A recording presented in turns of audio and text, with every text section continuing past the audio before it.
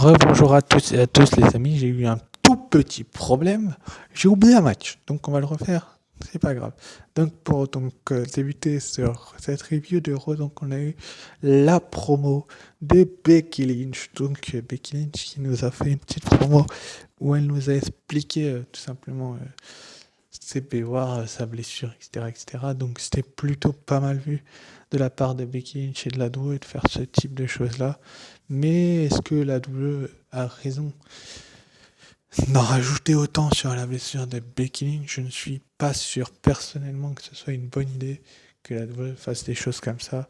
Donc peut-être que la WWE a fait ce type de blessure-là pour tout simplement que Becky Lynch soit plus présente, enfin plus souvent en tout cas, mais peut-être que Becky Lynch aussi devait s'absenter, on ne sait pas trop fait pourquoi Becky est absente, mais elle est blessée en tout cas, quand vous pouvez le voir, elle a un bandage sur l'épaule, et je suis tellement content de la voir continuer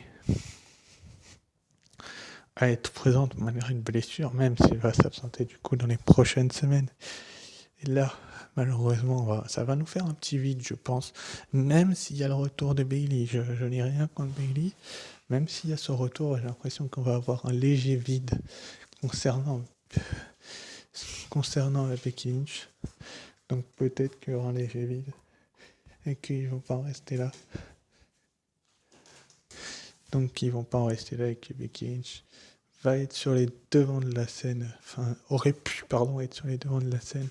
Malheureusement, ce sera pas le cas et donc ça a montré tout simplement aussi que Becky Lynch sans elle, la WWE se trompe peut-être sur certains détails. Mais je suis tellement fier de la WWE quand ils font des bons shows comme celui-là, parce que celui-là n'était pas mauvais. Ça a été la meilleure audience de Raw depuis 2 ans, les amis. Je sais pas si vous vous rendez compte, mais 2 ans, et t'attends 2 ans, et 2 ans après, t'as une meilleure audience. Depuis 2020, janvier 2020, c'est la meilleure audience de Raw. On voit clairement que c'est Triple H qui a repris les bookings, mais ça, c'est une autre histoire. Pour ce qui est de Becky Lynch, on espère vraiment qu'elle va revenir rapidement, parce que ça nous fait forcément un vide. Ensuite, après, du coup, elle nous a demandé que Bianca Belair la rejoigne. Bianca Belair la rejoint et lui a donc souhaité un prompt rétablissement pour les prochaines semaines. On espère vraiment que Bianca Belair va tenir la division en attendant le retour de Becky Lynch, parce que c'est un petit peu elle qui est la championne d'Euro et qui doit le faire dans les prochaines semaines. Donc c'est pas improbable que ce soit Bianca Belair qui dirige la division féminine. Donc ça va être vraiment intéressant de voir Bianca Belair sur le droit chemin, parce qu'elle sera sur le droit chemin, ça je peux en être quasiment sûr. Si elle n'est pas sur le droit chemin, c'est qu'il y aura une erreur de la WWE. Heureusement que Bianca Belair est là pour les prochaines semaines, pour peut-être même les prochains mois, vu que Becky Lynch va être absent pendant quelques mois. Mais en tout cas, suite après, elle a voulu s'adresser au clan de Bayley. C'est vraiment bien qu'elle s'adresse au clan de Bayley, mais elle aurait peut-être aussi pu faire attention de ce qui s'occupait dans les coulisses, parce que c'est pas une très très bonne chose qui s'est passée. Bref, mais en tout cas, je suis content de cette promo de Bianca Belair. On sent qu'elle s'affirme, je vais y arriver, un peu plus au micro, parce que par le passé, elle s'affirmait pas assez. Là, c'est un peu plus le cas, les amis, je trouve. Qu'elle s'affirme un peu plus au micro et qu'elle va sur le droit chemin avec que ce soit dans ses matchs ou dans ses promos Bianca Belair, elle s'affirme largement plus qu'avant. Et c'est plutôt une bonne nouvelle. Ensuite, après, du coup, on a aperçu Becky Lynch qui était dans les backstage, donc elle se tenait le bras. On a ensuite vu que c'était le clan de Bayley qui l'avait attaqué, coup de pièce sur son bras, donc Becky Lynch qui va s'absenter durant les prochaines semaines à cause de cela. C'est pour ça que je vous disais que Bianca Belair aurait pu avoir un petit peu plus l'œil dans son rétro, mais c'est une façon de permettre. Mais en tout cas, Becky Lynch est une grande catcheuse et on espère que ça va aller et qu'elle va revenir assez rapidement, même si apparemment sa blessure à l'épaule nécessite une opération. On espère vraiment qu'elles vont tout donner dans les prochaines semaines, parce que ça peut être vraiment une bonne chose que Becky Lynch ou que ce soit Bianca Belair qui donne tout, parce que si tu donnes pas tout, bah, tu te retrouves un petit peu sur le mise à l'écart, mais en tout cas on se retrouve dans ça, dans ceci une bonne chose. Juste après, du coup, on a eu AJ Styles qui a donc affronté Mustafa Ali et le mis dans un combat triple menace pour se qualifier pour une place d'aspirant numéro 1 au titre. Est-ce que la WWE a eu raison de faire ce type de rencontre-là? Peut-être, hein, mais peut-être pas aussi. Ça peut être une bonne chose que, que,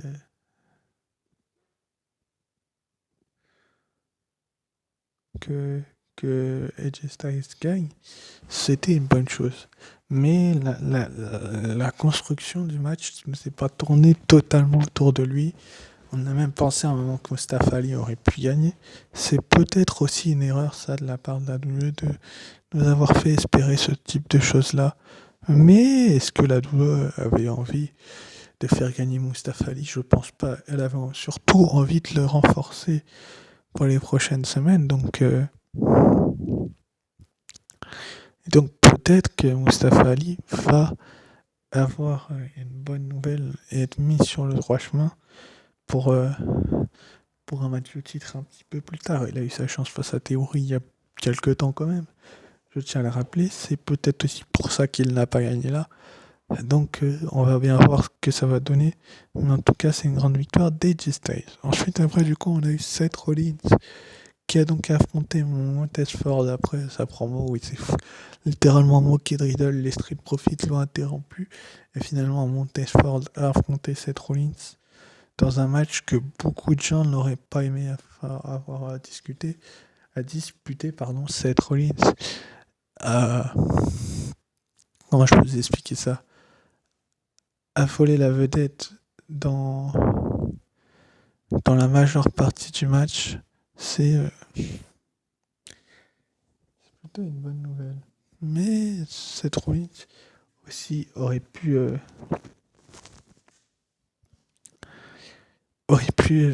être numéro 1 du show. C'est une bonne nouvelle aussi, ça aussi, que Seth Rollins gagne. Ils ont un petit peu provoqué Roman Reigns. Est-ce que c'est lui le prochain après Drew? On ne sait pas trop qui sera le prochain après Drew McIntyre au Pays de Galles, mais on se doutait que ce serait McIntyre au Pays de Galles. Mais Roman Reigns, quand même, on en parlera à SmackDown. C'est un grand champion, je vous l'ai déjà expliqué dans ma review de SummerSlam, mais son règne a eu plusieurs étapes, et Seth Rollins a peut-être besoin de plusieurs étapes pour se reconstruire. On attend aussi le retour de Riddle, pourquoi pas la semaine prochaine, du côté de Raw, donc dans maintenant 5 jours. C'est ça, 5 jours. Et peut-être que Riddle va revenir et claquer un RKO à Seth Rollins. Ça serait beau, hein, forcément, de voir Riddle revenir aussi rapidement que ça. Mais il s'est quand même pris un sacré stomp du côté du SummerSlam et peut-être qu'il va lui falloir plus de temps que ça. On verra bien ce que ça va donner, mais je suis content tout de même. Ensuite, après, du coup, on a eu Asuka face à Alexa Bliss, mais le clan de Bayley a gâché ce match, forcément. Le clan de Bayley gâche toujours les matchs féminins intéressants, j'ai envie de vous dire. Même si j'aime beaucoup Bayley, même si je la défends parfois, je trouve là que le match entre Alexa Bliss et Asuka était vraiment intéressant, que Alexa Bliss est intéressée par le titre de Bianca Belair. Donc du coup, forcément, elle va... Comment je peux vous dire ça? Elle va revenir sur les devants de la scène tôt ou tard. Donc c'est plutôt une bonne chose que Alexa Bliss gagne ce type de rencontre-là. Enfin, qu'il n'y ait pas de gagnante, pardon. Ça montre aussi Alexa Bliss qu'il va falloir qu'elle cravache pour avoir sa chance au titre. Bon, Asuka est quand même une grande compétitrice. On se doute que les trois là allaient être mis sur les devants de la scène. Heureusement, Bianca Belair a fait le sauvetage parce que sinon, non, elle se serait fait démolir les deux. Mais Bianca Belair a fait le sauvetage et a fait fuir, donc ce qui nous a mené à un match plus tard dans le show entre Bianca Belair et Asuka. Bref. Ensuite, après, du coup, on a eu donc Dolph Ziggler contre Ciampa, contre Chad Gable. Donc, Ciampa a survécu à ce match et a donc obtenu le droit d'affronter AJ Styles en avant-dernier combat de la soirée pour obtenir un match de championnat des États-Unis.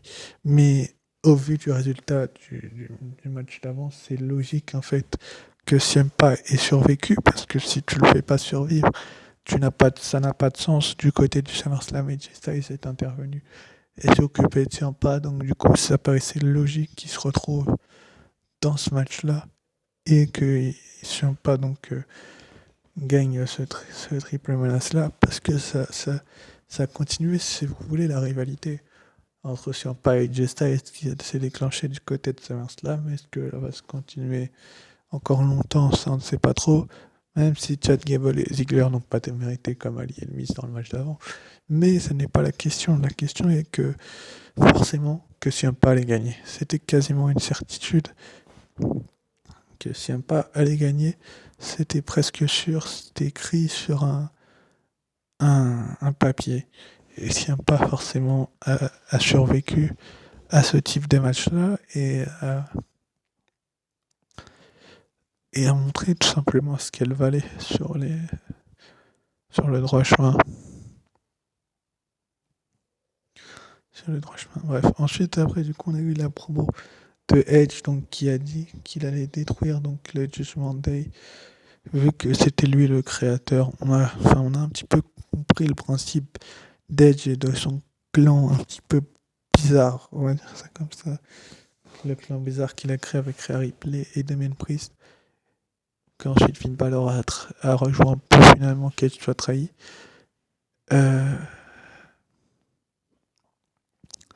Forcément qu'Edge en tant que superstar classique, ça a plus d'allure qu'un Edge en tant que membre du Judgment Day, donc en heel. Ce Edge-là, il va les détruire, je vous le dis clairement. Ça va peut-être durer quelques semaines, mais Edge va se débarrasser du Judgment Day, il va les faire imploser. Finn Balor va se retrouver dans le mid-card à nouveau. Rhea Ripley va se retrouver en solo à nouveau. Peut-être pour un titre, peut-être pas, peut-être qu'elle va être aux oubliettes, on n'en sait rien. C'est les plans de Triple H qui décideront aussi. Et Damien Priest va peut-être se diriger sur un titre mid-card aussi, celui de Gunther, ou peut-être, non pas celui de Gunther, mais celui de Lashley. Pourquoi pas, c'est pas improbable. Et voilà. Ensuite, après, du coup, on a eu donc Bianca Belair qui a donc affronté Io Sky et Alexa Bliss et Asuka sont venus aux abords du ring pour soutenir la championne d'Euro. Finalement, ça a dégénéré entre les 6 jeunes femmes. Donc du coup, il n'y a pas eu de gagnante dans le match entre Bianca Belair et Io Sky. C'est plutôt une bonne chose que Bianca Belair finalement ne gagne pas cette rencontre-là parce que ça ne décrédibilise pas Io Sky, mais c'est aussi bien qu'Io Sky ne gagne pas parce que ça ne décrédibilise pas la championne non plus. Finalement, c'est parti en bagarre. Et les officiels sont arrivés pour les séparer. On se doute bien que du côté du Pays de Galles, il y a eu de fortes chances que Bayley, Dakota Kai et Io Sky affrontent Bianca Belair, Asuka et Alexa Bliss. Il y a vraiment de fortes chances vu le boxon qu'il y a eu dans ce match-là, enfin la bagarre, tout comme il y avait eu dans le match entre Asuka et Alexa Bliss, le sauvetage de Bianca Belair. Bah là, il y a encore eu une bagarre. Donc il y a de fortes chances qu'on ait un match à 6 du côté du Pays de Galles. Même si c'est dans un petit peu même si c'est dans un mois pile poil, il y a de fortes chances que ce soit ce match-là et que Bianca Belair donc ne défende pas son titre, mais n'enterrons pas l'âge de guerre trop vite. Je peux me tromper et peut-être que ce sera Bayley contre Bianca, mais on verra bien. Ensuite, après, du coup, on a eu donc Ciampa qui a donc affronté AJ Styles dans un match 1 contre 1 d'aspirant au titre des États-Unis. Et donc Ciampa a survécu au phénoménal AJ Styles, même si AJ Styles, on se doute bien que les dernières semaines, il a eu bon nombre de matchs qu'il n'a pas gagné, donc on se doutait un petit peu qu'il allait perdre. Mais aussi, on se disait que pourquoi pas, il pouvait gagner et se retrouver dans un match de championnat comme ça, en un claquement de doigts. Mais visiblement, ce n'est pas le cas. Ciampa a récupéré la victoire. Ciampa a démontré tout simplement qu'il était le numéro 1, qu'il était un des meilleurs catcheurs actuellement à la WWE, et c'est vraiment une bonne chose que ça, si ça arrivait, ça deviendrait forcément une bonne chose. Et ça montrerait aussi que ça montre aussi que Ciampa tout simplement mérite en fait les matchs de championnat. Il aura sa chance donc face à Bobby Lashley, même si le Miz est intervenu et que peut-être que sans l'intervention du Miz, il n'y aurait pas eu de victoire de Ciampa. Mais là, il y a eu victoire de Ciampa, il y a eu qualification de Ciampa et la semaine prochaine, match de championnat pour lui. Donc, il a été servi sur un plateau, monsieur Ciampa. C'est plutôt une bonne chose que Ciampa tout simplement redevienne l'un des meilleurs, si ce n'est le meilleur catcheur du milliard, parce que je vais pas les mesurer à Roman Reigns. Roman Reigns n'a pas vraiment d'équivalent, à part peut-être un Drew McIntyre dans une très grande journée ou un Seth Rollins. Il n'a pas beaucoup de catcheurs qui sont capables de l'inquiéter. Ensuite, après, du coup, dans le main event, on a donc eu les Usos, donc c'est Jimmy et Jey Uso qui ont défendu leur titre face au Mysterio. Le jugement de Day s'en est mêlé, forcément, c'était quasiment une certitude, comme je l'ai dit tout à l'heure. Et donc, le jugement de Day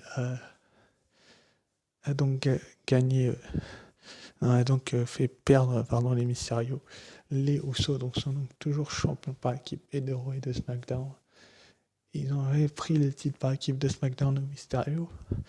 Ils avaient pris le titre par équipe de Raw et RK-Bro. Les équipes qui essayent d'affronter les Usos, c'est comme Roman Reigns. À chaque fois, elles se cassent les dents dessus. Roman Reigns et les Usos sont l'une, si ce n'est la meilleure équipe actuellement à la WWE. Et on voit clairement qu'à chaque fois qu'ils défendent les titres, il n'y a pas beaucoup de monde qui peuvent les inquiéter. C'est plutôt une bonne nouvelle que ce soit donc les Usos, donc Jimmy et Jey, qui survivent à ce type de match-là. Donc, ça montre tout simplement que les Usos sont meilleurs que n'importe quelle équipe et que les Mysterio ne font pas le poids. Mais peut-être qu'un jour une équipe va parvenir à les battre. Mais pour le moment, on voit clairement que les Usos sont supérieurs à toutes les équipes contre lesquelles elles ont fait face. Et on espère qu'au Pays de Galles, il y aura une équipe qui va peut-être, je viens d'y peut-être, les inquiéter. Sur ce, je vous remercie d'avoir suivi cette vidéo et je vous dis ciao.